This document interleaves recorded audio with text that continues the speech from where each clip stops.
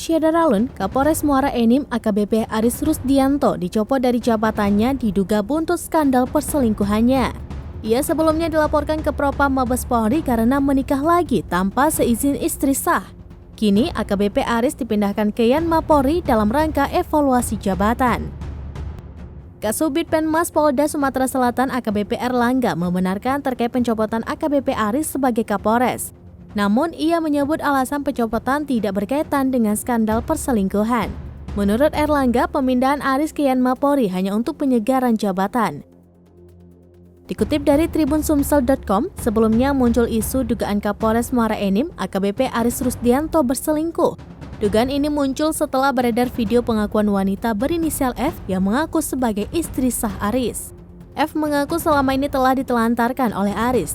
Tidak hanya itu, ia juga menuduh Kapolres Muara Enim itu memiliki banyak wanita simpanan. Salah satu di antaranya bahkan disebut sudah menikah diam-diam dengan Aris. F kemudian melaporkan suaminya itu ke Propam Polri karena menikah tanpa seizin dirinya.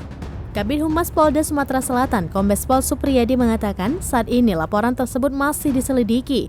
Jika memang ditemukan pelanggaran, maka tidak menutup kemungkinan AKBP Aris akan diproses secara hukum.